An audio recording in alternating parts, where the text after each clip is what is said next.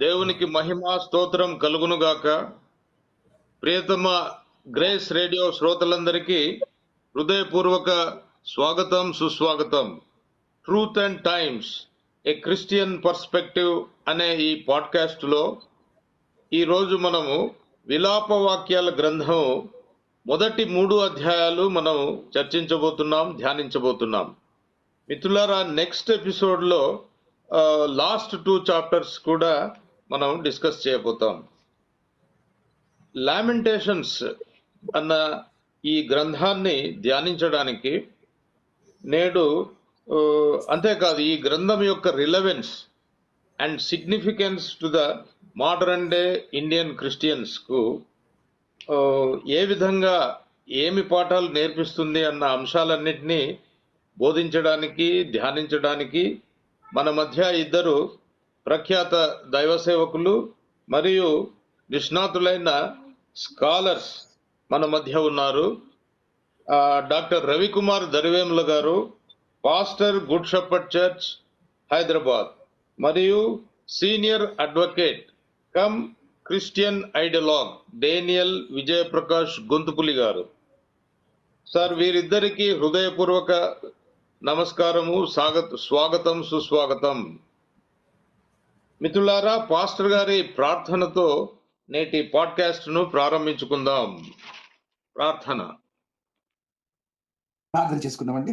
పరిశుద్ధం, ప్రేమల మా తండ్రి, మా రక్షక, నీ పాదాలకు వెళ్ళిన స్తోత్రం చెల్లిస్తున్నాము. క్రీస్తు యేసు నామమును బట్టి నీ పాదాలను మొదలుపెట్టి ఇచ్చిన కృపను బట్టి నీకు వందనాలు చెల్లిస్తామైనా.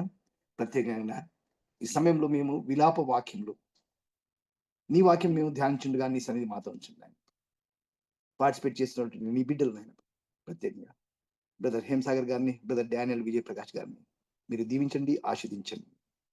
ఈ గ్రేస్ రేడియో మరి మినిస్ట్రీని పరిచర్యను నడుపుతున్నటువంటి పాస్టర్ సుభాష్ గారిని మీరు దీవించండి, ఆశీర్వదించండి. వింటున్న ప్రతి శ్రోతను దీవించండి, ఆశీర్వదించండి. ప్రభువా, ఈ విలాప వాక్యము నీ వాక్యం ద్వారా మేము ఏం నేర్చుకోవాలి నాయన ప్రభా, మాకు తెలియజేయండి ప్రభా. మరి మమ్మల్ని మేము సరి చేసుకొని నీ బిడ్డలుగా ఉంటకు, నువ్వు మహిమపరిచే బిడ్డలుగా మమ్మల్ని ఆయత్తపరచుకొని యేసునామమున వేడుకొంచున్నాం తండ్రి, ఆమేన్. మిత్రులారా, బ్రీఫ్ గా సబ్జెక్టును ఇంట్రొడ్యూస్ చేస్తాను. Over view of the book, summary and date line, వీటిని మాత్రమే నేను డిస్కస్ చేసి ప్లస్ గ్రంథకర్తను కూడా పరిచయం చేసిన తర్వాత మనం దైవ వాక్య ధ్యానానికి వైపు అడుగులు వేద్దాం. 5 అధ్యాయాలు కలిగిన ఒక మహాకావ్యం విలాప వాక్యాలు. యెరూషలేము నగరపు విధ్వంసం విలపిస్తూ ఇర్మియా ప్రవక్త గారు కన్నీటితో రచించిన అక్రోస్టిక్ కవితల సమాహారమే విలాప వాక్యాలు. మిత్రులారా, అక్రోస్టిక్ పద్యం లేదా కవిత అన్నది మీకు కూడా బాగా తెలుసు. 119వ కీర్తనలో మనము ఆ యొక్క అక్రోస్టిక్ పోయమ్స్, ఆ హీబ్రూ ఆల్ఫాబెట్స్ లోని అక్షరమాల ఉంటుంది కదా, అక్షరమాలలోని అక్షరాలతో, వరుస అక్షరాలతో బిగిన్ అవుతాయి ఈ పద్యాలన్నీ, ఈ కవితలన్నీ. అలీఫ్తో మొదలుకొని టౌతో ఎండ్ అవుతాయి. 22 వచనాలు ఉంటాయి ప్రతి కవితలో. సో ఆ విధంగా మనకు విలాప వాక్యాల గ్రంథంలో కూడా 1, 2, 4, 5 అధ్యాయాలలో మనకు ఈ యొక్క నిర్మాణము కనిపిస్తుంది. కాబట్టి ఈ ప్రత్యేకమైన కవితా శైలి మనకు ఇది చాలా ప్రస్ఫుటంగా విలాప వాక్యాల్లో కూడా కనిపిస్తుంది. తర్వాత గ్రంథకర్త ఇర్మియా ప్రవక్త గారు క్రీస్తుకు పూర్వం 650-570 మధ్య ప్రవక్తగా విశిష్ట సేవలు అందించారు. అనతోతు అనబడే ఒక ఆర్థడాక్స్ యాజక కుటుంబంలో జన్మించారు వీరు. దేవునితో స్వయంగా పలుమారు మాట్లాడిన ప్రవక్త వీరు. అంతేకాదు, ఆయన తల్లి గర్భములో రూపింపబడక ముందే దేవుడు ఇర్మియా గారిని జాతులందరికీ ప్రవక్తగా ఆయనను ప్రతిష్ఠించారు. తర్వాత మోస్ట్ సిగ్నిఫికెంట్ ఫీచర్ ఏమిటంటే ఇర్మియా గారు ఆనాడు 586 బీసీలో నెబుకద్నెజర్ బాబిలోనియన్ కింగ్ యెరూషలేం మీద దాడి చేసి దండెత్తి దోచుకుంటూ ఉంటే, ధ్వంసం చేస్తుంటే, రక్తపాతం చిందిస్తుంటే ఆ సంఘటనకు ఈయన ప్రత్యక్ష సాక్షి, ఐ విట్నెస్, కల్లారా చూసినాడు.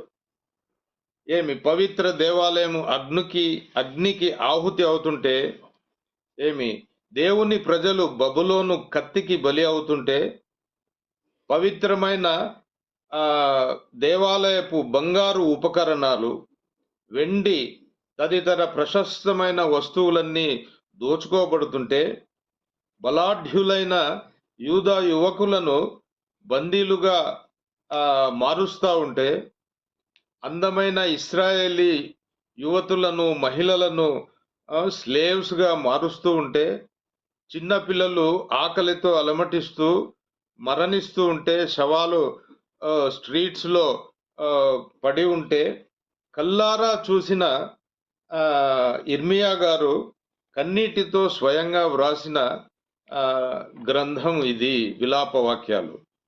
వీటన్నిటికీ ముఖ్యంగా సెంట్రల్ పాయింట్ ఏమిటంటే యెరూషలేము యొక్క విధ్వంసము. యెరూషలేము యొక్క విధ్వంసము నిజంగా మనము ఒకసారి ప్రపంచ చరిత్ర చూస్తే యెరూషలేం మహానగరం అత్యంత ప్రశస్తమైన నగరం అయినప్పటికీ, మోస్ట్ సేక్రెడ్ సిటీ అయినప్పటికీ, ఎంతో వివాదాస్పదమైన నగరంగా నేడు ప్రసిద్ధి చెందింది. మొట్టమొదట మనము చూస్తే ఆదికాండంలో మనకు అబ్రహాము గారు మెల్కీసెదకు షాలేము రాజు గారిని కలిసినప్పుడు షాలేము లేదా జెరూసలేం అన్న వర్డ్ మనం మొదటిసారి చూస్తాము పవిత్ర గ్రంథంలో. తర్వాత 1045లో బీసీ 1045 బీసీలో Jerusalem becomes the political capital of the great Kingdom of Israel under the king David గారి విశాల సామ్రాజ్యానికి జెరూసలేం రాజధానిగా అవుతుంది 1045 బీసీ. నెక్స్ట్ 1012 టు 1005 ఈ 7 ఏండ్ల కాలంలో సొలొమోన్ మహారాజు గారు జెరూసలేము మహాదేవాలయాన్ని, ప్రపంచంలోనే అతిపెద్ద దేవాలయాన్ని ఆయన దేవుని దయతో ఆయన నిర్మించగలిగారు. నాటి నుండి అది ప్రపంచానికే ఒక స్పిరిచువల్ క్యాపిటల్ గా జెరూసలేం ప్రసిద్ధి చెందింది. ఆ విషయం మీకందరికీ ఎంతో బాగా తెలుసు. తరువాత ప్రవక్త అయిన ఐజయా గారు 8వ శతాబ్దంలో, అంటే ఇర్మియా గారికి ఒక 100 ఏండ్లు ముందే ఐజయా ప్రవక్త గారు ఈ విధంగా యెరూషలేము రాబోయే దినాల్లో దాడికి గురవుతుంది, విధ్వంసానికి గురవుతుంది, ఆ విధంగా కాల్చివేయబడుతుంది, ప్రజలందరినీ బందీలుగా పట్టుకుంటారని ఆయన ఒక 100 ఏండ్ల ముందే ఆయన ప్రవచించినారు. ఐజయా ప్రవక్త గారు. తర్వాత 586-588 బీసీలో ఇర్మియా గారి కళ్ళ ముందే ఈ విధమైన జెరూసలేం యొక్క విధ్వంసం జరిగింది. నెబుకద్నెజర్ యొక్క దండయాత్ర, జెరూసలేం యొక్క విధ్వంసము. సో ఈ సంఘటన వల్లనే ఈ విలాప వాక్యములు అనే గ్రంథం ఇర్మియా గారు వ్రాయడం జరిగింది. తదుపరి చరిత్రకు వస్తే 538, 515 ఆ ప్రాంతంలో టెంపుల్ వాజ్ రీబిల్ట్. ఆ పడిపోయిన సొలొమోను టెంపుల్ ను జరుబ్బాబెల్ గారు, హగ్గై ప్రవక్త మరియు జకర్యా ప్రవక్తల గారి సారథ్యంలో అది పునర్నిర్మింపబడింది. తర్వాత AD 70 ADలో రోమన్స్ వాళ్ళు ఏం చేసినారు, వాళ్ళు దండెత్తి యెరూషలేమును డిస్ట్రాయ్ చేసి సుమారు 2 మిలియన్ల జ్యూస్ను వాళ్ళు ఆ రోజు సంహారం చేశారు. అది హిట్లర్ కన్నా కొన్ని మిలియన్స్ తక్కువ, ఒక 4 మిలియన్స్ తక్కువ అది. ఆ విధంగా AD 70లో ఆ యొక్క పునర్నిర్మాణమైన దేవాలయాన్ని వాళ్ళు మరీ పడగొట్టారు. తర్వాత AD 691లో on the site of first and second temple, మొదటి ఆ టెంపుల్ యొక్క స్థలంలో, ప్రదేశంలో ఈ యొక్క ఖలీఫ్ అబ్దుల్ మాలిక్ ఆయన ఒక ఆల్ అక్సా మాస్క్ ను నిర్మించారు. ప్రస్తుతం డోమ్ ఆఫ్ ద రాక్ అని ఆ యొక్క దేవాలయ స్థలం మీద ఇది మసీదును నిర్మించి, ఇది ఆ ప్రశస్త నగరాన్ని ఒక వివాదాస్పదమైన నగరంగా తీర్చిదిద్దారు ఆనాడు. తరువాత దేవుని ఈ దయ వల్ల, గాడ్స్ ప్రావిడెన్స్ వల్ల 1945లో ఇజ్రాయెల్ వాజ్ బోర్న్. ఇజ్రాయెల్ ఉద్భవించింది. కానీ without Jerusalem, body without soul అంటారు కదా, ఆ విధంగా ఇజ్రాయెల్ జెరూసలేము లేకుండానే ఇజ్రాయెల్ ఉద్భవించింది. మళ్ళా అగైన్ దేవుని యొక్క గాడ్స్ ప్రావిడెన్స్ చూడండి. జూస్ అందరూ ఆ వెయిలింగ్ వాల్ వద్దకు వెళ్ళి రొమ్ము కొట్టుకుంటూ ప్రతి నిత్యము ఏడ్చేవారు. వారి ప్రార్థనలు విన్న దేవుడు 1967లో ఆ గొప్ప మిరకిల్ జరిగింది. ఆ గ్రేట్ మిరకిల్ వార్ అంటారు కదా, 6 డే వార్ 1967లో. ఆ యుద్ధంలో జెరూసలేం వాజ్ క్యాప్చర్డ్. జెరూసలేమును వారు క్యాప్చర్ చేసుకుని, now they made it Jerusalem DC, just like Washington DC. జెరూసలేంను డేవిడ్స్ క్యాపిటల్ అంటారు, వాషింగ్టన్ డిస్ట్రిక్ట్ ఆఫ్ కొలంబియా అంటారు కదా. ఆ విధంగా జెరూసలేం DCగా ఈరోజు వరల్డ్కే స్పిరిచువల్ క్యాపిటల్గా ఈరోజు జెరూసలేం ప్రసిద్ధి చెందింది. అంతేకాదు, మన ఫైనల్గా దేవుని రాజ్యానికి కూడా ఈ యొక్క న్యూ జెరూసలేం ప్రకటన గ్రంథంలో వారు వర్ణించిన విధంగా న్యూ జెరూసలేం క్యాపిటల్గా ఉండబోతోంది అని చెప్పేసి మనమందరి విశ్వాసం. కాబట్టి మిత్రులారా, ఈ యొక్క విలాప వాక్యములో యొక్క గ్రంథం యెరూషలేము విధ్వంసం చుట్టూ తిరుగుతూ ఉంది. కాబట్టి మనం ఈ చరిత్రను వివరణ ఇవ్వవలసి వచ్చింది. సో ఈ మహాకావ్యంలోని సామాజిక, ఆర్థిక మరియు ఆధ్యాత్మిక విషయాలను చర్చించడానికి, ధ్యానించడానికి, బోధించడానికి మన మధ్య గౌరవనీయులు, మన డిస్టింగ్విష్డ్ స్కాలర్స్ ఉన్నారు. వారితో చర్చను ప్రారంభిద్దాం. మొట్టమొదటి ప్రశ్న గౌరవనీయులు మన అడ్వకేట్ గారికి. యెరూషలేం ఎలా ఏకాకి అయి దుఃఖాక్రాంతమైంది? Why Jerusalem a queen among the provinces has become a slave? ఆధ్యాత్మిక, సామాజిక, న్యాయ కోణాల్లో విశ్లేషించి మీ సందేశం ఇవ్వండి సార్. మీకు 15 నిమిషములు. Thank you very much. Thank you uncle. So ఇక్కడ మీరు చక్కటి ఇంట్రడక్షన్ ఇచ్చారు కాబట్టి కొంత మాకు కూడా పని తగ్గింది. సో ఒకటి, లామెంటేషన్స్లో చాలా స్పష్టంగా అన్నీ మనకి చెప్పబడి ఉన్నాయి. దానికి గల కారణం దేవుడిలోంచి వాళ్ళు వెళ్ళిపోవడం, దేవుణ్ణి వ్యతిరేకించడం, వారి ఇష్టానుసారం వారు జీవించడం వల్లనే అటువంటి పరిస్థితులు ఎదుర్కొని మరి బాబిలోనియన్లు వీళ్ళని చెరకి తీసుకొని పోవడం జరిగింది. మరి చాలా భయంకరమైన పాపంలో ఉన్నారు వాళ్ళు. చాలా భయంకరమైన పాపాలు చేసే చాలా భయంకరమైన పాపంలో ఉన్నారు. ఒకసారి మన చరిత్ర చూసినట్టయితే స్టార్టింగ్లో మరి ఆదాం అవ్వం చేసినాక అవ్వ పాపంలో పడిపోవడం, ఆ తర్వాత దేవుడు మొత్తం జలప్రలయం తీసుకొచ్చి నాశనం చేసినాక నోవా రావడం, నోవా నుంచి మళ్ళీ దేవుడు ఏం చేశాడంటే అబ్రాహాముని ఎన్నుకోవడం, అబ్రాహాం నుంచి మళ్ళీ వచ్చినాక దేవుడు యాకోబుని ఎన్నుకున్నాడు. సో యాకోబు సంతతి ఇక్కడ వరకు వచ్చింది.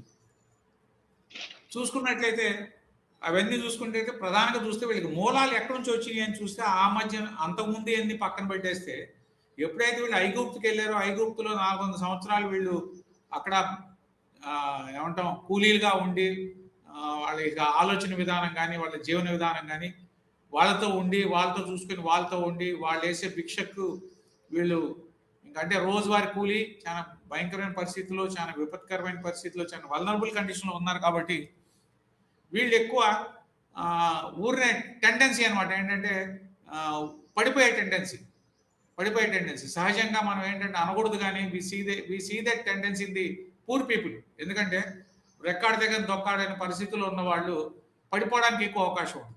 అంటే ఫర్ మియర్ బెనిఫిట్స్ పడిపోవడానికి ఎక్కువ అవకాశం ఉంది. Same thing we are able to see now.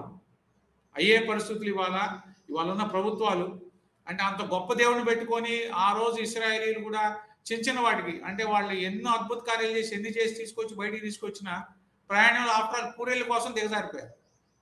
తిండి కోసం ఒక పూట తిండి కోసం దిగజారిపోయిన పరిస్థితులు అది.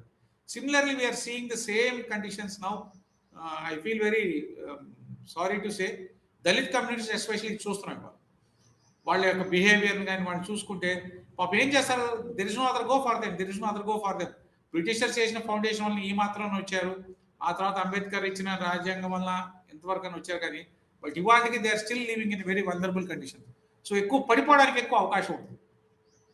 ఇంకోటి ఇక్కడ స్పెసిఫిక్గా మనం చూడాల్సింది ఏంటంటే there is lot of difference between the people who accept Jesus. అంటే జనరేషన్స్ టుగెదర్ క్రిస్టియానిటీలో ఉన్న వాళ్ళు లేదా యేసుక్రీస్తుని విశ్వసించే వాళ్ళు, బైబిల్ని విశ్వసించే వాళ్ళు, లేదా ఫస్ట్ జనరేషన్ సెకండ్ జనరేషన్లో చాలా డిఫరెన్స్ ఉంటుంది. అంటే they have that tendency to go back immediately. అంటే ఇప్పుడు మనం ఉన్నాం, ఫర్ ఎగ్జాంపుల్ నేనున్నాను, మాది ఆల్మోస్ట్ సిక్స్త్ జనరేషన్. సో నాకు ఎప్పుడు కూడా ఎన్ని భయంకరమైన పరిస్థితులు వచ్చినాయి, ఎటువంటి విపత్కర పరిస్థితులు వచ్చినాయి, I not get that thought that I should go back. ఈ దేవుడు కాదు ఇంకో దేవుడు చూసుకుందాం అనే ఆలోచన నాకు అసలు రాదు. Immaterial of the issues or problems I face.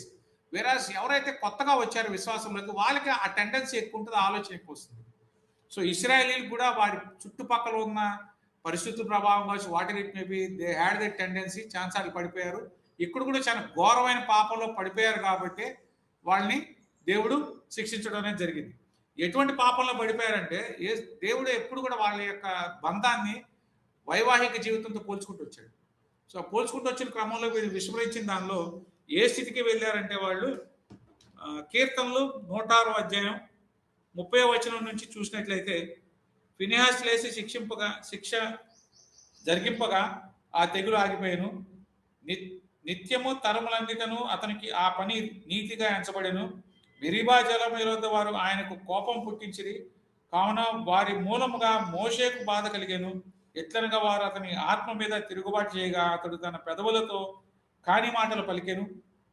యెహోవా వారికి ఆజ్ఞాపించినట్లు వారు అన్యజనులను నాశనం చేయకపోయేది, అన్యజనులతో సహవాసం చేసి వారి క్రియలను నేర్చుకునేది, వారి విగ్రహములకు పూజ చేసిరి అని అవి వారికి ఉరిగా ఆయను. మరియు వారు తమ కుమారులను తమ కుమార్తెలను దయ్యములుగా బలిగా అర్పించిరి. నిరపరాధ రక్తము అనగా తమ కుమారుల రక్తమును తమ కుమార్తెల రక్తమును ఒలికించిరి. కనాన్ దేశం వారి బొమ్మలకు వారిని బలిగా అర్పించిరి. ఆ రక్తం వలన దేశం అపవిత్రమాయను. తమ క్రియల వలన వారు అపవిత్రులైరి, తమ నడవడిలో వ్యభిచరించిన వారైరి. కావున యెహోవా కోపం ఆ ప్రజల మీద రగులుకొనెను. సో ఇక్కడ చాలా స్పష్టంగా రాసింది ఏమేం చేశారు, ఎలా చేశారు అనేది. కానీ the foundation what they had, వాళ్ళకి ఎటువంటి బోధలు అందిని అనేది ఒకసారి చూస్తే మనం కీర్తనలు 115:34 వచనాలు కీర్తనలు 115:4-8 వచనాలు చూస్తే వారి విగ్రహములు వెండి బంగారంవి, అవి మనుషుల చేతి పనులు, వాటికి నోరుండియు పలకవు, కనులుండియు చూడవు, చెవులుండి వినవు, ముక్కులుండి వాసన చూడవు, చేతులుండి ముట్టుకొనవు, పాదములుండి నడవవు, గొంతుకుతో మాట్లాడవు. వాటిని చేయువారును వాటి యందు నమ్మిక ఉంచి వారందరూ వాటి వంటారే ఉన్నారు. సో ఇవన్నీ కూడా తెలుసు వాళ్ళకి, ఇవన్నీ కూడా బోధించబడినాయి, తరచుగా బోధించబడినాయి, ఇవన్నీ కూడా తెలుసు. అయినా కానీ వాళ్ళు పడిపోయారు. సో అటువంటి పరిస్థితుల్లో వాళ్ళు ఈ యొక్క శిక్షకి లోనవడం జరిగింది.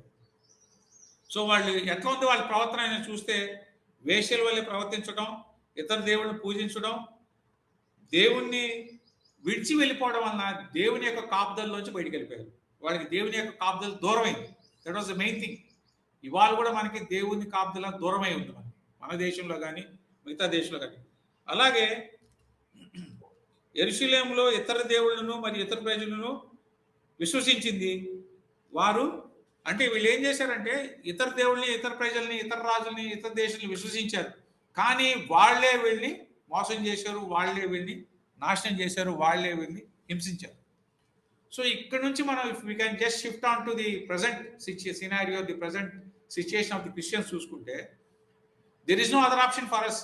దేవుడు అప్పట్లో వాళ్ళని ప్రత్యేకించాడు, ఒక ప్రత్యేక ప్రదేశం తీసుకొచ్చాడు, ఒక ప్రత్యేక దేశాన్ని వాళ్ళకి ఇచ్చాడు. అయినప్పటికీ వాళ్ళు పడిపోయారు. కానీ మనకున్న పరిస్థితి అది కాదు. ప్రత్యేకంగా ఉండలేము, మనం ప్రత్యేకంగా ఉండటానికి వీల్లేదు. మనకి మరి స్వాతంత్ర్యం వచ్చిన వెంటనే అంబేద్కర్ చాలా గట్టిగా పోరాటం చేశాడు. మహమ్మద్ అలీ జిన్నా లాగా అంబేద్కర్ కూడా పోరాటం చేశాడు, మాకు సపరేట్ దేశం కావాలని. మరి సపరేట్ దేశంగా ఉండింటే పరిస్థితి వేరేగా ఉండేమో తెలియదు. కానీ ఇప్పుడు మనం ఏంటంటే మన చుట్టుపక్కల ఉన్న వాళ్ళు ఇతర దేవుళ్ళని, ఇతర దేవతలను పూజించేవారు, వారి మధ్యన మనం ఉన్నాం. సో ఆ ఇంపాక్ట్ మన మీద ఎక్కువ ఉంటుంది అన్న క్రమంలో మనల్ని మనం పరిశుద్ధపరచుకుంటూ, మనల్ని కాపాడుకుంటూ, మనల్ని మనం చూసుకుంటా భద్రపరచుకోవాల్సిన పరిస్థితుల్లో. కానీ ఎటువంటి కండిషన్స్ ఉన్నాయి మన చుట్టూ అంటే సామాజిక శత్రుత్వం ఉంది. సో అంటే we are socially excluded communities. So ఆ శత్రుత్వం ఉంది. ప్లస్ కుల కోణంలో, మత కోణంలో వివక్ష, ఏర్పాటు విధానం, హేయమైన పరిస్థితుల్లో మనం జీవిస్తున్నాం. చట్టపరమైన ఆటంకాలు ఉన్నాయి. సో ఇవన్నీ చాలా స్పష్టంగా మనకి 1వ అధ్యాయంలో 1:7లో ఉంది.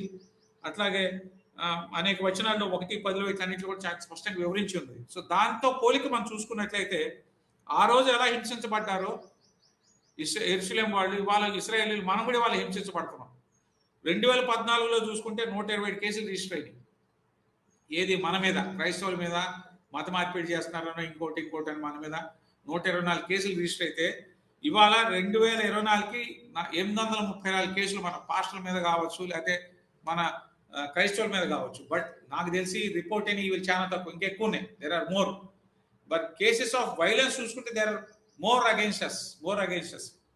సో ఇక్కడ మనం గమనించాల్సిన విషయం ఏంటంటే, నిబంధనలతో శిక్ష పడుతుంది అనే భయం లేకుండా ఆ ఇంప్యూనిటీ అనేది ఉంది వాళ్ళలో. అంటే ఎవరైతే క్రైస్తవులు హింసిస్తున్నారో, ఎవరైతే మన మీద దాడులు చేస్తున్నారో, దానికి ప్రధాన కారణం కులం, మతం రెండూ ఉన్నాయి.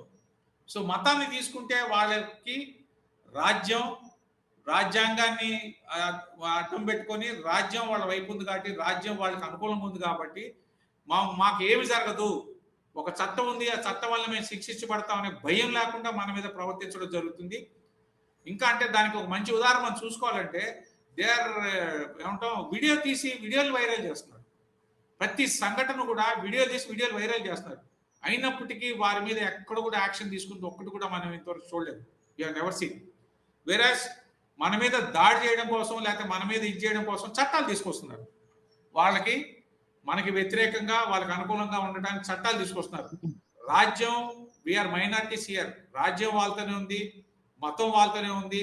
అధిక సంఖ్యలో వాళ్ళు ఉన్నప్పటికీ ఆ బలం చాలదన్నట్టు రాజ్యాంగ పరంగా మన మీద యాక్షన్ తీసుకోవాలని చెప్పి బీజేపీ పాలిత ప్రాంతాల్లో మరి యాంటీ కన్వర్షన్ లా తీసుకొచ్చారు.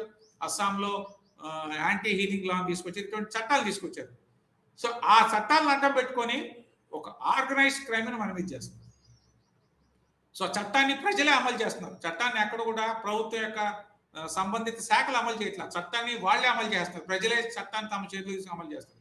సో ఇటువంటి పరిస్థితుల్లో మనం ఏం చేయాలి, ఎలా చేయాలి అనే దానికి ఏంటి మనకంటే, అగైన్ మనకున్నదల్లా we should go back to God. మన దేవుడు ఏమంటున్నాడు అనేది ఒకసారి చూస్తే, యెషయా గ్రంథం 41వ అధ్యాయం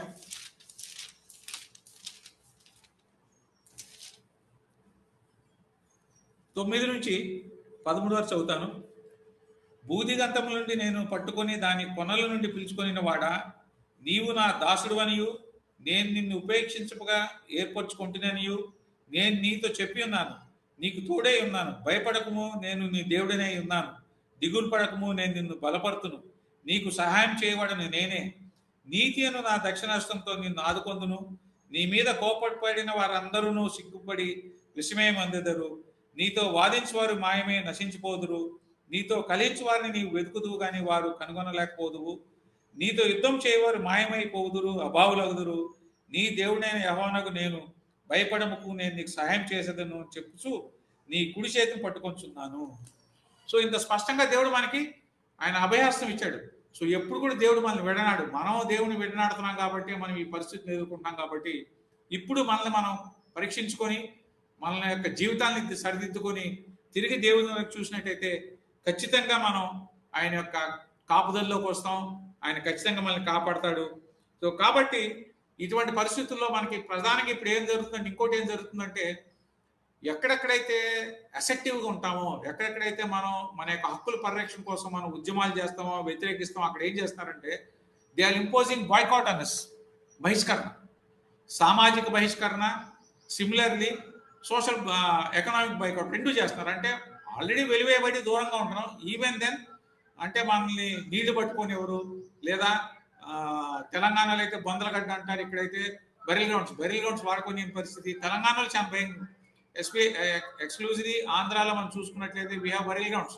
చర్చెస్కి we have separate burial grounds. సిటీస్లో ఉన్నాయి. వెరాజ్ విలేజెస్ ఇట్ ఈస్ వెరీ దారుణమైన పరిస్థితి. బెరిల్ గ్రౌండ్ యాక్సెసిబిలిటీ కూడా లేదు, వాళ్ళకి మంచినీటికి యాక్సెసిబిలిటీ కూడా లేదు. ఇటువంటి పరిస్థితులు ఉన్నాయి. Still there are there. ఒక చిన్న ఎగ్జాంపుల్ షేర్ చేసుకుంటే, just it took place in hardly 10 days back. మాకు మా సొసైటీలో we have a owner cum driver అనమాట. అతను మా దగ్గర అతను వెహికల్ పెట్టాడు. So he's a Christian boy. He belongs to Madiga community. తెలంగాణలో ఏంటంటే most of the Madiga community are Christians and most of the Mala community are still as Hindus.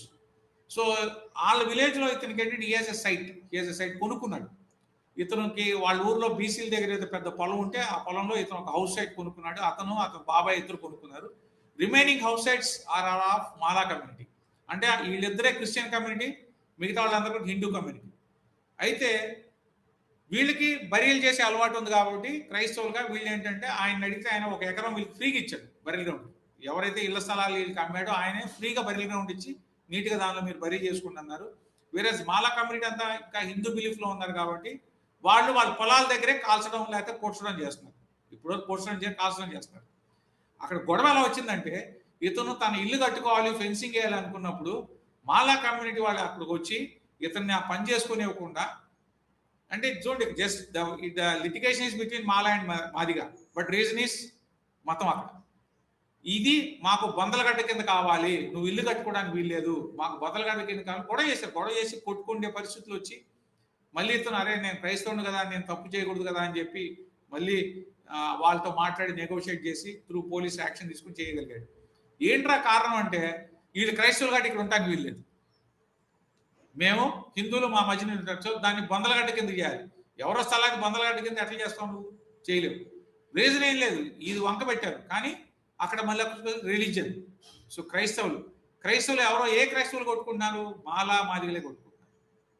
So ఇవి ఖచ్చితంగా మనం దీన్ని లార్జర్గా మైక్రో లెవెల్ నుంచి మైక్రో లెవెల్ మనం తీసుకెళ్లాల్సిన అవసరం ఉంది. డిస్కషన్స్ని తీసుకెళ్ళి అర్థం చేయించి, అసలు మతం అంటే ఏంటి, కులం అంటే ఏంటి అర్థం చేయించి, దాన్ని వాళ్ళ నుంచి వాళ్ళ మధ్యన విభేదాలు లేకుండా మనం అందరం ఒకటే అనేది తీసుకురాగలిగే పరిస్థితిని మనం ఖచ్చితంగా కల్పించాలి. ఈ బాధ్యతను సంఘం తీసుకోవాలి. ఈ బాధ్యత సంఘం తీసుకుంటే ఖచ్చితంగా we can win over everything. ఎందుకంటే they are just being misled, uneducated కాబట్టి, రోజువారీ కూలీ they are being misled.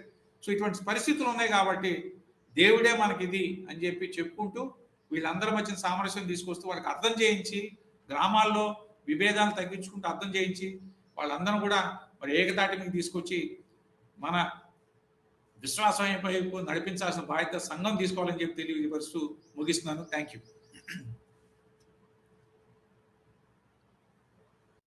Thank you Vijay గారు.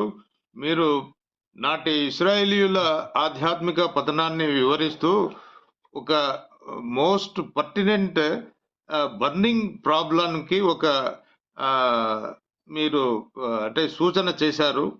అదేమిటంటే ఎకనామిక్ ఫ్యాక్టర్.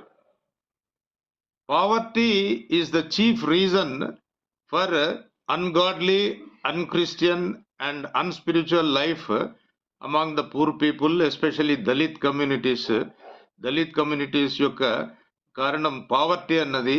కాబట్టి church should focus on social action అన్నది కూడా మీరు తెలియజేశారు. ముఖ్యంగా you have reminded about the social responsibility of the church. Thank you very much. Wonderful message sir. Now we will go to the second question sir pastor గారికి. Sir, విలాప వాక్యములు గ్రంథంలోని 2వ అధ్యాయంలో మొదటి 4 వచనాలలో ఇర్మియా ప్రవక్త గారు దేవుని యొక్క కోపాన్ని వర్ణించాడు. సో ఈ 2వ అధ్యాయంలోని ఈ దేవుని వాక్యాన్ని మీరు వివరిస్తూ నేటి పర్సెక్యూటెడ్ క్రిస్టియన్స్ కు మీ సందేశాన్ని ఇవ్వండి sir. Thank you very much sir. We have 10 minutes. Thank you brother Sagar. నిజంగా దేవుని ఉగ్రత, దేవుడి కోపం వచ్చింది అంటే కారణం ఏదైనా ఉంటుంది. ఏమి లేకుండా దేవుడు కోపపడ్డు. సో కారణం ఏంటంటే ఇశ్రాయేల్ జనులు పాపం చేసి ఉంటున్నారు. ఈ విలాప వాక్యంలో మరి వీళ్ళు పాపం చేసినందువలన దేవుడు గాడ్ గేవ్ దెమ్ పనిష్మెంట్. యెరూషలేము లేకపోతే యూదా సామ్రాజ్యం అంతా కూడా మరి చెరలోకి తీసుకొని వెళ్ళారు. బబులోను దేశం వారు జయించి మరి యెరూషలేమును 586 BCలో నాశనం చేశారు, కాల్చి వేశారు. అక్కడ ఉండేటువంటి ఆ చుట్టుపక్కల వంటి గోడలు మరి తలుపులన్నీ కూడా కాల్చి వేసినట్టుగా మనం చూస్తాం. ఆ పట్టణాన్ని సర్వనాశనం చేశారు. ఒకప్పుడు ప్రసిద్ధి అయినటువంటి నగరం, దావీదు మరి రాజుగా ఉండి మరి ఆయనకు క్యాపిటల్ గా అది ఉండేది యెరూషలేము. అయితే ఏంటి పాపం? ఇక్కడ విలాప వాక్యంలో ఏడుస్తా ఉన్నాడు ఇర్మియా ప్రవక్త. ఏ విధంగా ఏడుస్తున్నాడంటే, మా పాపం వల్లనే ఈ బాధలు వచ్చినాయి, మాకు మా పాపం వల్లనే ఈ యొక్క యెరూషలేము రాసింది, మాట వినకపోవడం వలన, దేవుని మాట వినకపోవడం వలన ఇన్ని ప్రాబ్లమ్స్ వచ్చినాయి. విలాప వాక్యంలో మొదటి అధ్యాయం చూసినట్లయితే, దాని అతిక్రమము విస్తారమని యెహోవా దాన్ని శ్రమపరుచున్నాడు. అతిక్రమము పాపము, ఆజ్ఞ అతిక్రమం పాపము, మరి దేవుని మాట విననందు వలన యెహోవా దాన్ని శ్రమపరుచుచున్నాడు. దేవుడే, గాడ్ గేవ్ ది పనిష్మెంట్. ఎవరో కాదు, బబులోను రాజు పనిష్మెంట్ చేయడం లేదు. దేవుడు బబులోను రాజును నెబుకద్నెజరు వాడుకున్నాడు. ఎందుకంటే తన చిల్డ్రన్ను, తన ప్రజలను మరి సెట్ చేయడానికి. అంతేకాదు, ఇంకొక విధంగా చూసినట్లయితే 8వ వచనం చూసినట్లయితే, యెరూషలేము ఘోరమైన పాపం చేసెను, అందుచేతను అది అపవిత్రురాయను. యెరూషలేము అంటే యెరూషలేములో ఉండే ప్రజలందరూ కూడా ఏమి ప్రజలు అంటే సామాన్య ప్రజలు, అధికారులు, యాజకులు, మరి రాజులు, మరి వారందరూ కూడా పాపం చేస్తారు. ఇర్రెస్పెక్టివ్. ప్రీస్ట్ చూసినట్లయితే వాళ్ళు లంచాలు పుచ్చుకునే వాళ్ళని ఉంది. ప్రవక్తలు చూసినట్లయితే అన్ని అబద్ధమైనటువంటి ప్రవచనాలు చేస్తూ ఏమి మీకేం జరగదులే, ఏం నాశనం జరగదులే, యెరూషలేము అవన్నీ ఏమి కూలగొట్టబడదు, లేకపోతే కాల్చబడదు అని అబద్ధాలు చెప్తూ ప్రవక్తలు వాళ్ళ జీవనం సాగిస్తూ ఉన్నారు. సో వాళ్ళ పాపము చాలా ఘోరమైంది దేవుని దృష్టికి. ఇంకొక వచనంలో చూసినట్లయితే 14వ వచనంలో, కాడి కట్టినట్టుగానే తానే నా అపరాధములను నాకు కట్టి ఉన్నాడు. నేను చేసిన అపరాధాలు, నేను చేసిన పాపములు, నేను చేసిన తప్పులు, వాటిని బట్టి ఆయన అవన్నీ నాకే కట్టాడు. అంటే మనం మనుషుడు ఏది విత్తితే అది కోస్తాడు. మనం పాపం చేస్తే మళ్ళీ దేవుడు ఏం చేస్తాడంటే మనం శ్రమపరుస్తాడు. మరి అందువలన మరి గాడ్స్ రాత్, దేవుని యొక్క కోపము మరి చూపబడింది అని చెప్పేసి అంటున్నాం. ఆ టైంలో మరి చూస్తుంటే యెరూషలేములో పరిస్థితి, యూదాలో పరిస్థితి చాలా ఘోరమైనటువంటి పరిస్థితి. వాళ్ళు ఆ ప్రజలు చూసినటువంటి ఎలా ఉన్నారంటే, ఒకసారి చూద్దాము. ఐడోలాటర్స్ విగ్రహారాధికులు, అంటే దేవుని విశ్వసించకుండా మరి ఎంతో మంది విగ్రహాలను పూజిస్తున్నారు. స్టూపిడ్ అంటే మూర్ఖపు ప్రజలు, అడల్టరస్ వ్యభిచార తత్వం కలిగినటువంటి ప్రజలు, లయర్స్ అబద్ధికులు, ఆబ్స్టినేట్ మొండివారు అంటే మెడ వంచని ప్రజలు, డెల్యూడెడ్ అన్ట్రస్ట్వర్ది నమ్మలేనటువంటి వాళ్ళు, malicious good for nothing, backsliders stubborn మొండివాళ్ళు. ఇటువంటి ప్రజల మధ్యలో మరి ఇర్మియా ప్రకటిస్తా ఉన్నాడు. ఇది ఎంత డేంజరస్ వాళ్ళకి. అయినా కానీ ఏం లేదు. అక్కడ చూసినటువంటి పరిస్థితులు చూస్తే ఆ టైంలో మరి ఇండియాలో మన ఇప్పుడు పరిస్థితి అదే విధంగా ఉన్నది. డార్క్నెస్, ఎక్కడ చూసినా అంధకారం, దేవునికి ఇష్టం లేని సామ్రాజ్యం, దేవునికి ఇష్టం లేని ప్రజలు ఉంటున్నారు. పొలిటికల్ డార్క్నెస్ అంటే ఈ యెరూషలేము జరిగినప్పుడు, నాశనమైనప్పుడు జెడకియా కింగ్ గా ఉన్నాడు, రాజుగా ఉంటున్నాడు. మరి అంతకుముందు మనషే వీరందరూ కూడా వికెట్ కింగ్స్, దేవుని దూరపరిచిన వాళ్ళు, దేవుని ఆరాధించే వాళ్ళు కాదు. మరి ఈ జెడెకియా వరల్డ్లీ లీడర్, ఆయన వరల్డ్లీ రాజు, దేవుని యందు భయం లేదు. అండ్ కాంప్రమైజ్ అనేటువంటి వాడు, ఎవరితోనైనా కాంప్రమైజ్ అవుతా ఉంటాడు. సో దీనివలన మరి అక్కడ రాజకీయంగా సిచ్యువేషన్ అంత బాగాలేదు. అందువల్ల ఏంటంటే పవర్ఫుల్ బ్యాబిలాన్ నెబుకద్నెజరు దేవుడు వాడుతున్నాడు. మరి వాళ్ళు వచ్చేసి చేస్తారు. రెండోదిగా చూసినట్టే సోషల్ డార్క్నెస్, వాళ్ళలో వాళ్లకు అంటే ప్రజలకు కూడా మంచి సంబంధాలు లేవు. Wide spread exploitation of the poor, మరి ప్రజలను ఎక్స్ప్లాయిట్ చేస్తా ఉన్నారు. తర్వాత మరి సెక్షువల్ ప్రామిస్క్యూటీ అంటే ఏంటంటే ఒకటి పక్కన వాడి వైఫ్ ని చూడడము, మరి ఇలాంటి పరిస్థితులు కూడా అక్కడ ఉన్నట్టుగా మనం చూస్తున్నాము. చీఫ్ జస్టిస్ కరప్ట్ అయిపోయింది, న్యాయము లేదు, అన్యాయాలు జరుగుతూ ఉన్నాయి. మెటీరియలిజం ర్యాంపెంట్, అంటే అక్కడ మరి డబ్బు సంపాదించుకోవడమే వాళ్ళకు ప్రాధాన్యతగా ఉంటుంది. చంపడము, మరి దోచుకోవడము, క్రూయల్టీ, మరి ఇవన్నీ కూడా the order of the day అప్పుడు ఆ టైంలో. So there was social darkness and in mention that religious darkness. ఈ రిలీజియన్ లో మరి ఎవరైతే పెద్దలు ఉంటున్నారో, యాజకులు కానీ, అధికారులు కానీ, లేకపోతే మరి ప్రాఫిట్స్ కానీ, అందరు కూడా అబద్ధాలు చెప్తారు. వాళ్ళ ఒకటే మోట ఏంటంటే పైసలు సంపాదించడం, డబ్బులు సంపాదించడం. ఈ విధంగా వాళ్ళు అబద్ధమైన ప్రవక్తలు, అబద్ధమైన రూల్స్ పెట్టేసేసి మరి ప్రజల దగ్గర డబ్బు దోచుకొని ఆ విధంగా అన్యాయంగా జీవిస్తూ ఉన్నారు. అటువంటి పరిస్థితి మరి ఆ సమయంలో ఉన్నది వల్ల దేవునికి ఉగ్రత వచ్చింది. సో రూట్ కాజ్ ఏంటంటే ఆయనకు కోపం రాలంటే మనము తప్పు చేయడము, పాపం చేయడము, దేవుని తిరస్కరించడము, దేవునికి దూరం వెళ్ళిపోవడం. అప్పుడు 2వ వచనంలో ప్రభువు కోపడి, అందుకు కోపడ్డాడు, ఊరికే కోపడ్డు దేవుడు. కోపడి ఏం చేస్తున్నాడంటే మేఘంతో కప్పి ఉన్నాడు, అంటే మరి టెంపరీగా ఆయన వాళ్ళను వదిలేసేసినట్లే. ఇక్కడ కింద చూసినట్లయితే మరి డీటెయిల్ వెళ్దాము. 2వ వచనం, యాకోబు నివాస స్థలంలోని నాశనం చేశాడు, వాళ్ళ ఇళ్ళని నాశనం చేసిండు. తర్వాత కోటలను పగలగొట్టి ఉన్నాడు, నేలను కూల్చివేసి ఉన్నాడు. నెక్స్ట్ చూసినట్టయితే అధిపతులు అపత్రపరిచి ఉన్నారు కాబట్టి కోపావేశుడై శృంగమును విరగొట్టినాడు, వారి గర్వంను అంచివేసేసినాడు. శత్రువులను ఏం చేసినాడంటే మరి శత్రులకు ఆయన కుడి చేయించిందంటే శత్రువుని సపోర్ట్ చేసి వాళ్ళని యాకోబును కాల్చివేసి ఉన్నాడు అనింది. అందమైన వస్తువులని నాశనం చేసి ఉన్నాడు. ప్రభు శత్రువు ఆయన. సో ప్రభువే వాళ్లకు శత్రువు అయిపోయింది. ఎందుకంటే బికాస్ ఆఫ్ దిస్ పాపం. మనం అందుకనే దేవుడు మన రోమిల పత్రికలో ఏమంటాడంటే ఏదైనా మనం శత్రువులం ఉండగా, అంటే మనం ఇంకా పాపం లోపుకోతే మనం దేవునికి శత్రువులమే. సో ప్రభు శత్రువుగా అయినాడు. ఆయన ఇస్రాయేలును నిర్మాణం చేసి ఉన్నాడు, కోటలను పాడు చేసి ఉన్నాడు. మరి అంతేకాదు వాళ్ళ సమాజ స్థలంలో నాశనం చేసి ఉన్నాడు. కోపవశుడి యాజకుని త్రోసి ఉన్నాడు, తన బలిపీఠం విడనాడాను. లాస్ట్కు ఆయన టెంపుల్ ఒకప్పుడు టెంపుల్ను ఆయన గౌరవించేవాళ్ళు, ఆయన సన్నిధి ఉండేది. అటువంటి పరిస్థితి కూడా ఆయన విడనాడినట్లుగా చూస్తున్నాం. సో ఇదంతా గాడ్స్ ర్యాత్ వచ్చేసేసింది ఏషియన్ మీద. ఎందుకంటే because of the sin they have committed. వాళ్ళు పాపం చేసినందువలన ఇటువంటి ఘోరమైన పరిస్థితి వాళ్ళకు వచ్చినట్టుగా చూస్తున్నాం. అండ్ ఇటువంటి సమయంలో మరి దేవుడు ఇర్మియాను ఏర్పరచుకున్నాడు. ఇర్మియాకు ఆయనకు కష్టాలు ఎవరో బయటించాలి. తన ప్రజల దగ్గర నుంచి వచ్చింది, తన అధికారులే, తన యాజకులే, తన ప్రవక్తలే, వాళ్ళ దగ్గర నుంచి ఆయనకు ప్రాబ్లమ్స్ వచ్చినాయి.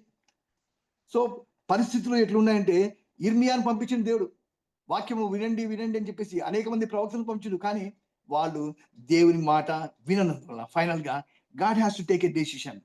ఎనిమిని అంటే బబులోను యొక్క నెబుకద్నెజరును రెచ్చగొట్టి మరి ఇశ్రాయేలును జయించి వాళ్ళను బందీలుగా చేపించి అని బానిసలుగా తీసుకొని పోయినట్లుగా మనం చూస్తున్నాం దేవుని వాక్యంలో.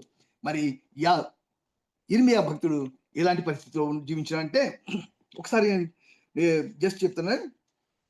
ఇర్మియా వాస్ హేటెడ్, రిడిక్యూల్డ్. ఆయన్ను అవమానపరిచినారు, ఆయన్ను హేట్ చేస్తారు. దేవుని బిడ్డలు ఈ రోజు కూడా మరి మనం ఇండియాలో చూసినట్లయితే, మన దేశం చూస్తే మనల్ని హేట్ చేస్తారు బికాస్ ఆఫ్ జీసస్ క్రైస్ట్. నేను యేసుక్రీస్తు మీద నన్ను అసహించుకుంటున్నారు. హిజ్ ఓన్ ఫ్యామిలీ సాట్ హిస్ డెత్. ఇర్మియాకు ఎవరో బయటోళ్ళు కాదు, తన ఓన్ ప్రజలే, తన అన్నదమ్ములే, తన కుటుంబంలో వాళ్ళే చంపాలని ట్రై చేసినారు.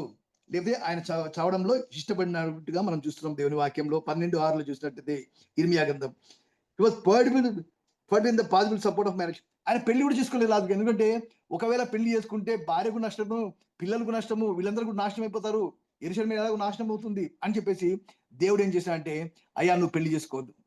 సో దేవుని ఆజ్ఞను పాటించి ఆయన పెళ్లి కూడా చేసుకోలేదు. మరి కంట్రీ మ్యాన్, ఆయన ప్రజలు, ఆయన ఓన్ దేశ ప్రజలే ఆయన్ను చంపేద్దామని చూస్తాను, క్లామర్ ఫర్ హిస్ డెత్. మరి ఆయన పాపం దేవుని వాక్యం రాస్తే అక్కడ ఉండేటువంటి రాజు ఏం చేస్తాడంటే మరి దాన్ని తుంచేసేసి చించి మరి కాల్ చేసినట్టుగా మనం చూస్తున్నాం. He was arrested as a common criminal. Nowadays ఇదే జరుగుతుంది. ఒక ప్రాఫిట్ కానీ, ఒక ప్రీస్ట్ కానీ, ఒక దేవుని బిడ్డ కానీ, దేవుని సేవకుడు కానీ మరి దేవుడు మరి క్రిమినల్ గా మరి చూసినట్లయితే వారిని పాస్టర్స్ ఈ యాంటీ కన్వర్షన్స్ లా పెట్టి ప్రతి ఒక్కరిని ఒక క్రిమినల్ గా మనం చూస్తా ఉన్నాం. దేశం అంతా క్రిమినల్ గా చూస్తా ఉంది. And was locked in stocks and beaten. ఆయన్ను బొందె వేసేసినారు, కొట్టినారు, కొడా దెబ్బలు కొట్టినారు. అండ్ హీ వాజ్ ప్రొనౌన్స్డ్, వీడు దేవుని ప్రవక్త కాదు, వీడు ట్రైటర్, మనల్ని మోసం చేసేటువంటి వాడు అని చెప్పేవాడు. He was thrown into a pit కదా, బురద గుంటల్లో ఆయన వేయబడి ఉంటున్నాడు. ఇటువంటి కష్టాలు ఆయన బిడ్డల్లో, ఆయన ప్రకటించే బిడ్డల కోసం ఉన్నాయి. కాబట్టి మనకెందుకు ఉండదు? మనము ఎటువంటి ప్రభుత్వంలో ఉంటున్నాము, కానీ ఇవన్నీ ఫేస్ చేస్తున్నాయని there is the ray of hope. We have a hope in Jesus. అది మనం తర్వాత discuss. Thank you. Over to brother Sagar.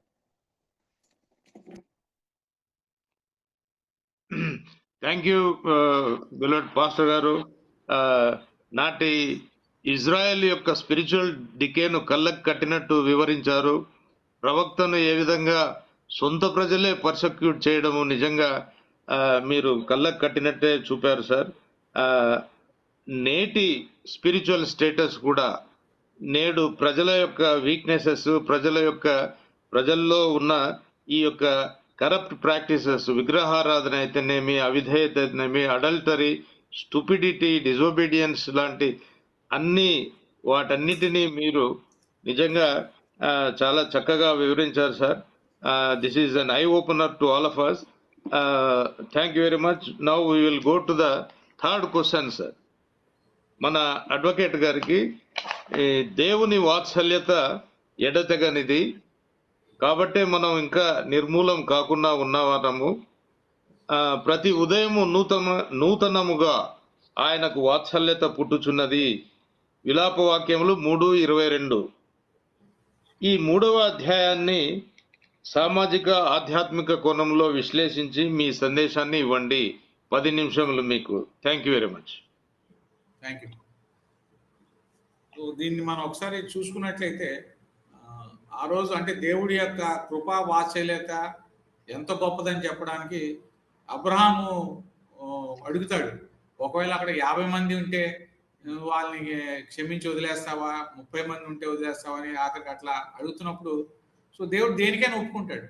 So ఆయన అంత ప్రేమ గలవాడు, అంత కృప గలవాడు, అంత వాత్సల్యత గలవాడు కాబట్టి మనం ఆయన వదిలేసి ప్రపంచం చుట్టూ తిరుగుతూ ఉంటాము. కొన్ని సామెతలు ఉన్నాయి, సంకలో గొడుగు పెట్టుకొని వర్షం వస్తే పరిగెడుతున్నా అంట ఒక ఆయన. సో అటువంటి పరిస్థితుల్లో అంత గొప్ప దేవుడిని పెట్టుకొని మనం అడిగేవి చాలా చిన్నగా ఉంటాయి.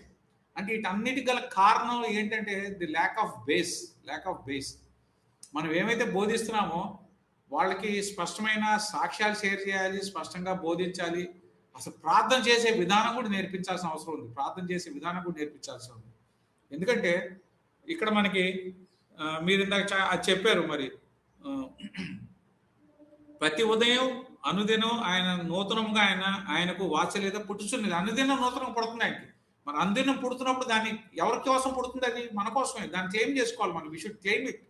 Unless and until we claim we can't access it. So ఆ కోణం మనం నేర్పించాల్సిన అవసరం ఉంది. ఆయన దయ ప్రతి ఉదయం అనుదినం శ్రమలను ఎదుర్కొంటూ మనకి శక్తిని దయచేస్తున్నాడు అనుదినం కూడా. సో ఇవన్నీ దయచేస్తున్నప్పుడు మనం అడగకుండా మా దేవుడు నా మాట అంటలేదు, నా ప్రార్థనలు కించట్లేదు, ఎందుకు జరుగుతుంది అంటే వీ నీడ్ టు టీచ్. మనం ఎందుకంటే చాలా మంది చదువులేని వాళ్ళు ఉన్నారు. సో వాళ్ళు ఒక ఆదివారం వస్తే మళ్ళీ ఆదివారం దాకా వాళ్ళకి గ్యాపే. సో ఈ గ్యాప్లో కూడా వాళ్ళకి బ్రిడ్జ్ కోర్స్ లాగా పెట్టాలి మనం. సండే టు సండే కాకుండా గ్రామాల్లో ఎస్పెషలీ చాలా మంది చదువుకోలేరు, వాళ్ళకి సహవాసాలు ఉండవు కాబట్టి వాళ్ళు ఎక్కడ కూడా పడిపోకుండా వాళ్ళు శ్రద్ధం చేసే ప్రాసెస్లోకి వెళ్ళాలి.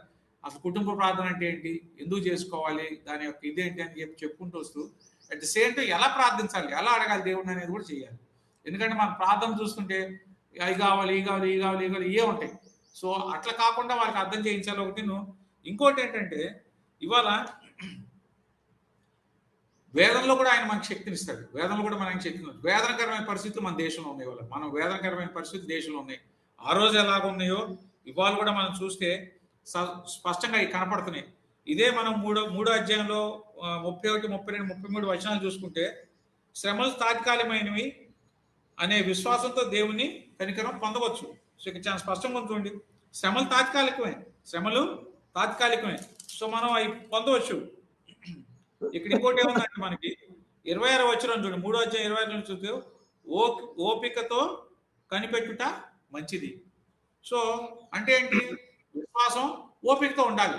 ఆ ఓపికతో ఉండాలి. ఇవాళే నీకు జవాబు రాకపోవచ్చు, దేవుడికి నువ్వు ప్రార్థిస్తే ఇవాళ జవాబు ఇవాళ రేపు వస్తుంది అనే విశ్వాసం వాళ్ళకి ఓర్పుతో ఉండాలి అనే దానికి అవసరమైతే దానికి సంబంధించిన టెస్ట్ మనిషి షేర్ చేస్తూ వాళ్ళని బలపరచుకుంటూ మనం ముందుకు నడిపించాలి.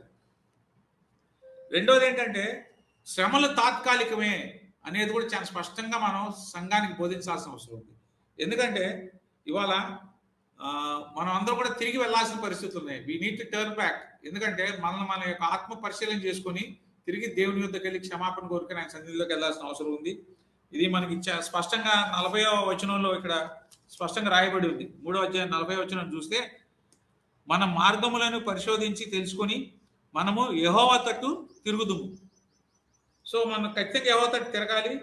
అట్లాగే ఇవాళ మన దేశంలో చూసుకున్నట్లయితే northern states wear ever the BJP is ruling, అక్కడ చూస్తే చాలా దారుణమైన పరిస్థితులు ఉన్నాయి, చాలా విపత్కరమైన పరిస్థితులు, చాలా వల్నరబుల్ కండిషన్స్ లో చర్చెస్ ఉన్నాయి. And the same thing has started in Undi constituency of AP, where Raghurama Krishnaraju అతనికి ఏం చేయాలో తెలియక డైవర్షన్ పాలిటిక్స్ కోసం అతను క్రైస్తవుల్ని ఎంచుకున్నాడు.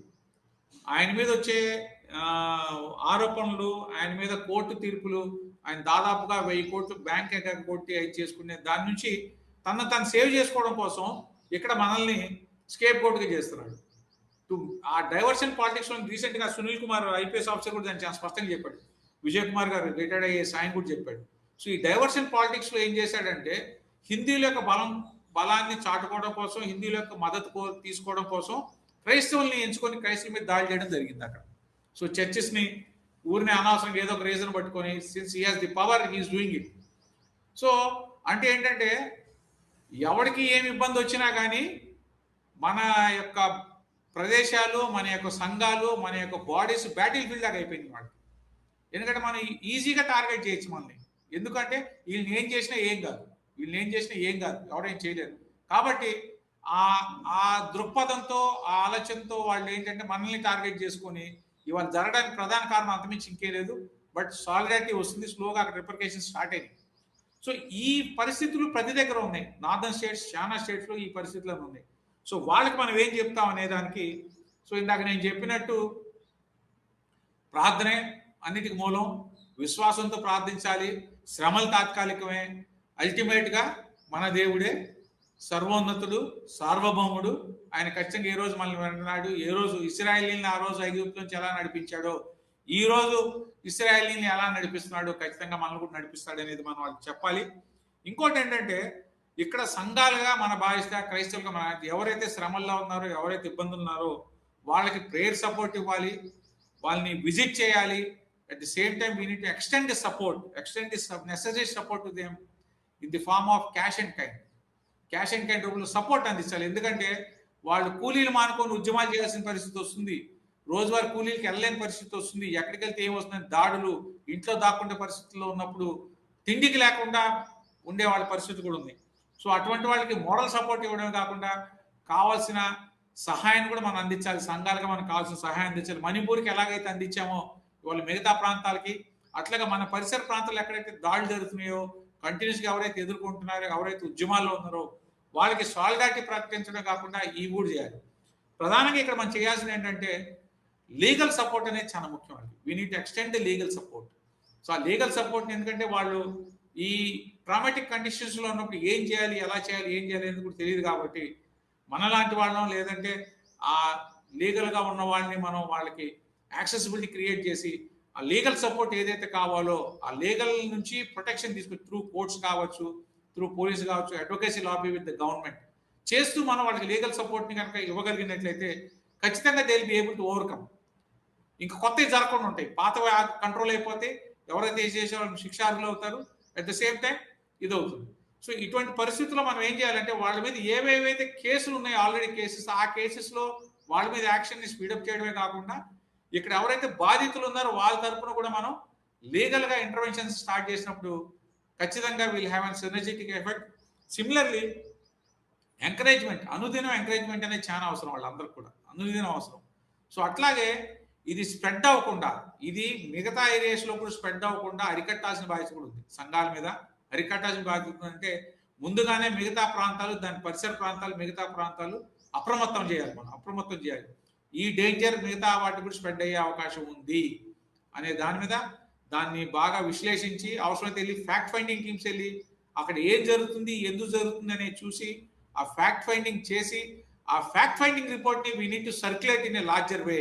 What is the main reason, what is the main reason behind this, ఎందుకు జరుగుతుంది, వాట్ ఆర్ ది ఫ్యాక్ట్స్ అని చెప్పి దాన్ని హయ్యర్ లెవెల్ అడ్వకేసీ లాబీ చేయాలి. అట్ ద సేమ్ టైం ఈ ఫ్యాక్ట్ ఫైండింగ్ రిపోర్ట్స్ని మన సంఘాల్లో షేర్ చేసుకుని ఇటువంటి పరిస్థితులు రాకుండా ఉండేటట్టు కూడా చేయాల్సిన బాధ్యత మన మీద ఉంది.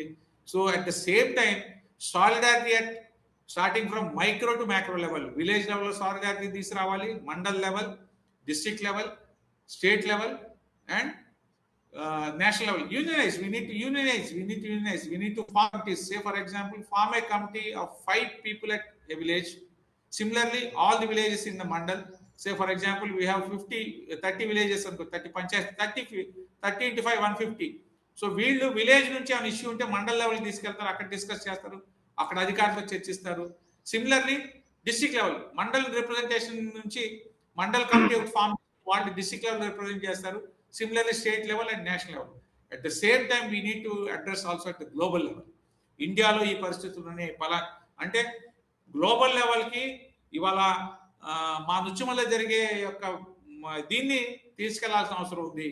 ఉండి నియోజకవర్గంలో జరిగేవి తీసుకెళ్లాల్సినవి ఉంది, మణిపూర్లో జరిగేవి తీసుకెళ్లాల్సి, ఇట్లా ప్రతిది కూడా మైక్రో నుంచి మ్యాక్రో లెవెల్ అంటే గ్లోబల్ లెవెల్ వరకు కూడా దీన్ని తీసుకెళ్లి విస్తృత ప్రచారం చేసి అక్కడ నుంచి కూడా we need to garner support at the international level so that these issues can be discussed at the international platforms and ensure safety for the Christians in the country. So ఇది ఖచ్చితంగా ఈ బాధ్యతను ఎవరో మీదకి మనం వేయలేము, మనమే తీసుకోవాలి. సంఘాలుగా మనం దీన్ని ఆలోచించి ప్రార్థనలు పెట్టి ఖచ్చితంగా దీనికి we need to prepare teams and unionization is very important. అది ప్యారలల్గా నడవాలి. ఎందుకంటే సంఘంకి ఖచ్చితమైన బాధ్యత ఉంటుంది, దేవుడిచ్చిన బాధ్యత ఉంది. కాబట్టి the people who are interested into this angle వాళ్ళని మనం కలెక్ట్ చేసి విలేజ్కి ఒక 5గురిని మనం తయారు చేసి వాళ్ళని నిష్ణాతులుగా తయారు చేసి వాళ్ళని యూనియనైజ్ చేసి లింక్ చేసుకుంటూ వెళ్తే ఖచ్చితంగా ఇవాళ విలేజ్ లెవెల్ అయింది, ఈ లింకేజ్ ద్వారా నేషనల్ లెవెల్ రిపోర్ట్ అయిపోద్ది ఇమీడియట్గా. We have that facility, WhatsApps ఉన్నాయి, వేరియస్ సోషల్ మీడియా ఇవన్నీ ఉన్నాయి. కాబట్టి వాటి నుంచి మనం ఇమీడియట్గా దీన్ని స్ప్రెడ్ చేసి దేశం మొత్తాన్ని కూడా అలర్ట్ చేయొచ్చు, ఆ ప్రాంతం మొత్తాన్ని కూడా అలర్ట్ చేయొచ్చు. ఇమీడియట్గా వెళ్ళే వాళ్ళు వెళ్ళిపోతారు, help is needed in so area, వాళ్ళకి ఇవి కావాలి, దానికి ఇష్టమైన వాళ్ళకి కొద్దిగా వెంటనే సహాయం చేయొచ్చు అని చెప్పి మనం దాన్ని సర్క్యులేట్ చేస్తే ఇది కూడా జరుగుతుంది. సో ఈ కోణం ఖచ్చితంగా మనం ఎందుకంటే దళిత ఉద్యమాల్లో మేము ఈ పని చేసేవాళ్ళం. సో వీ హ్యాడ్ దట్, దానికి మంచి రిజల్ట్స్ కూడా వచ్చినాయి మాకు. సో దీనికి అవసరమైతే మనం we need to create an app wherein they can report the issues. So ఆ రిపోర్ట్ ఇష్యూ చేసినప్పుడు ఏంటంటే ఆ యాప్ని మేము ఎలా క్రియేట్ చేసామంటే అప్పట్లో that immediately that information will go to the concerned police station. ఈ యాప్ నుంచి వాళ్ళు కూడా కనెక్ట్ అయి ఉంటారు, ఆ కన్సర్న్ పోలీస్ స్టేషన్కి వెళ్ళిపోతుంది, ఆ కన్సర్న్ డిఎస్పీకి వెళ్ళిపోతుంది, కన్సర్న్ డిఎస్పీకి, అట్లా మండల్ నుంచి నేషనల్ లెవెల్ అందరికీ వెళ్ళిపోతుంది. మనకి ఉన్న statutory bodies such as SC commissions వీళ్ళకి కూడా వెళ్ళిపోతుంది అన్నమాట. సో అటువంటి ఒక మెకానిజం కనుక కరెక్ట్గా మనం ఖచ్చితంగా ఏర్పరచుకోవాల్సిన అవసరం ఉంది. ఏర్పరచుకున్నట్లయితే వీటిని అధిగమించడం పెద్ద సమస్య ఏం కాదు. మన దేవుడు గొప్పవాడు, ఆయన ఏమైనా చేయగలడు, సమస్తం ఆయనే. కాబట్టి ఆ ప్రార్థన ద్వారా చేయగలం. అట్ ద సేమ్ టైం ఇది కూడా ఉన్న కాన్స్టిట్యూషన్ యొక్క ఏవైతే ఉన్నాయో మనకి ఆ ఫెసిలిటీస్ని కూడా మనం ఉన్న ప్రొవిజన్స్ని ఉపయోగించుకొని చేసుకోవడానికి అవకాశం ఉంటుంది. Thank you. Thank you Vijay గారు. ఆ అద్భుతమైన సందేశము దేవుని వాత్సల్యత మీద, ఈ అద్భుతమైన సందేశం విన్న తర్వాత నాకు ఈ మన థామస్ కిష్లోమ్ గారు 1923లో రచించిన ఆ యొక్క గ్రేట్ హిమ్. ఈ పాట క్రైస్తవ లోకం ఎంతో భక్తితో పాడుకుంటూ ఉంటారు, ముఖ్యంగా శ్రమల కాలంలో. Great is thy faithfulness O God my father. With your permission ఒక స్టాంజా నేను పాడి వినిపిస్తాను. Great is thy faithfulness O God my father, there is no shadow of turning with thee.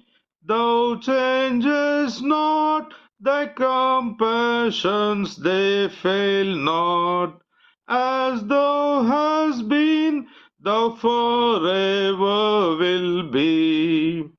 Great is thy faithfulness, great is thy faithfulness. Morning by morning, new mercies I see. All I have needed, thy hand hath provided. Great is thy faithfulness, Lord, unto me. ఈ పాట నిజంగా క్రైస్తవ లోకం ఎంతో భక్తిగా, ముఖ్యంగా Lent days లో, శ్రమల కాలంలో, సఫరింగ్ మధ్య మనకు ప్రొఫౌండ్ హోప్ నిస్తుంది అని ఈ పాట చాలా చక్కగా పాడుకుంటారు. అద్భుతమైన సందేశం. థ్యాంక్ యూ అడ్వకేట్ గారు. Very nice, thank you, wonderful. Next question goes to our beloved pastor గారు. సార్, మన మార్గములను పరిశోధించి ఎగ్జామిన్ చేసుకుని లెటస్ రిటర్న్ టు గాడ్ అని వీపింగ్ ప్రాఫెట్ పిలుపునిస్తూ ఉన్నారు 3:40లో. కాబట్టి మీ ముగింపు సందేశాన్ని నేటి భారతీయ క్రైస్తవులకు అన్వయిస్తూ ఇవ్వండి సార్. ప్రార్థన ఆశీర్వాదంతో పాడ్కాస్ట్ ను ముగించండి. Thank you very much sir. Okay, thank you brother Sagar. మీరు మంచి పాటను పాడారు. అది దేవుని వాక్యమే. ఇక్కడ చూసినట్లయితే విలాప వాక్యంలో మరి 3వ అధ్యాయంలో చూసినట్లయితే ఆయన కృపగలవాడు, ఆయన వాసలిత ఎడదెగగా ఉండేది, నమ్మదగిన వాడు, అంతేకాదు ఏమి ఆయన్ను ఆశ్రయించి వెళ్ళి ఆయన దయాళుడు. ఇవన్నీ చూస్తే మీరు గ్రేట్ ఇస్ ద ఫెయిత్ఫుల్నెస్ చెప్పారు. నిజంగా God is really faithful and loving and kind. ఎందుకంటే మనకు ఎన్ని శ్రమలు వచ్చినా, ఎన్ని పాపలు వచ్చినా ఆయన దయగలవాడు. ఆయన దగ్గర వచ్చి మనం ప్రార్థన చేయాలి. ప్రభువా, ఆయన సన్నిధిని మనం కుమ్మరించాలి. ఇరిమియా ఏమంటారంటే విలాప వాక్యంలో మరి 2వ అధ్యాయము మరి 18వ వచనంలో చూస్తున్నట్లయితే నదీ ప్రవాహంలో దివారాత్రం కన్నీరు పాడము అంటే మనము కన్ఫెస్ చేయాలి. నీ కంటి పాపను విశ్రమింపము, మొదటి జామున మొర్రపెట్టుము అంటే యూ హ్యావ్ టు ప్రే.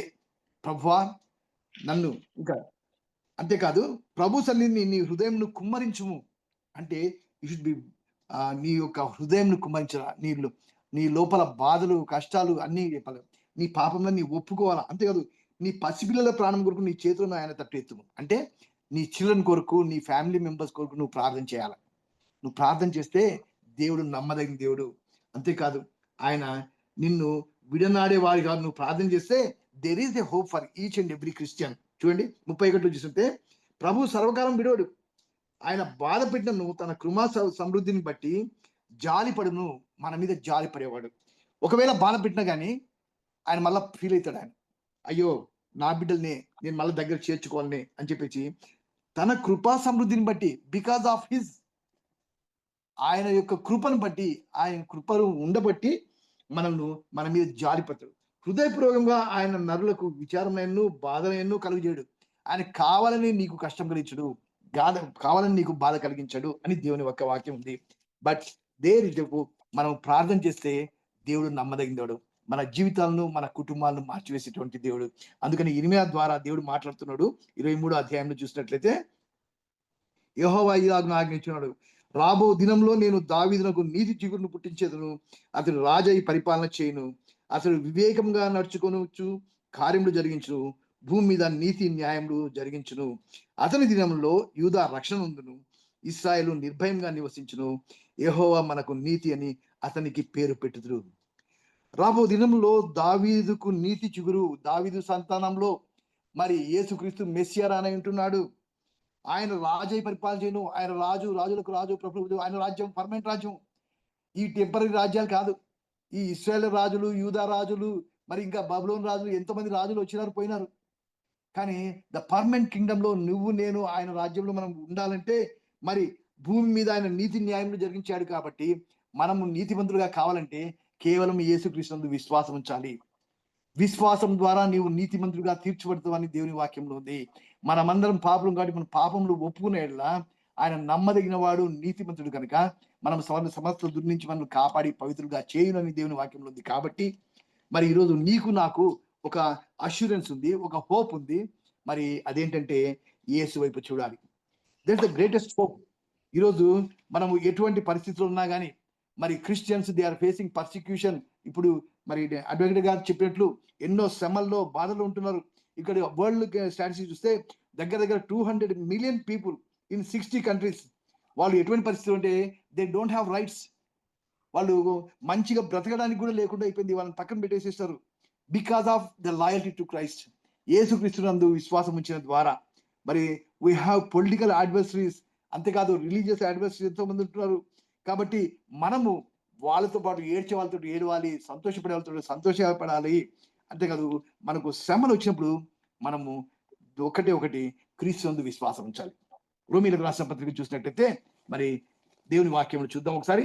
మనకు శ్రమలు వస్తాయి దేవుని బిడ్డలకు. మరి శ్రమలు వచ్చినప్పుడు మనము ఏం చేయాలి అంటే ఇక్కడ చూసిన దేవుని 18 వచనము, మనము దేవుని పిల్లమని ఆత్మ తానే ఆత్మతో కూడా సాక్ష్యం ఇచ్చాడు. మనం ఎప్పుడైతే యేసుక్రీస్తును రిసీవ్ చేసుకున్నామో, మన ప్రభుగా రక్షకుడు అంగీకరించామో, మనము దేవుని పిల్లలం అయిపోయాం. కాబట్టి మనం పిల్లలమైతే వారసులు. So we are the heritage. మనం అంటే దేవునికి వారసులుగా ఉంటున్నాము, అనగా దేవుని వారసులము. క్రీస్తుతో కూడా మహిమ పొందుటకు ఆయనతో కూడా శ్రమ పడినట్లా క్రీస్తు తోడి వారసులము. మరి దేవుని బిడ్డలుగా మనము క్రీస్తు కూడా మహిమ పొందుటకు ఆయనతో కూడా శ్రమ పడాలా.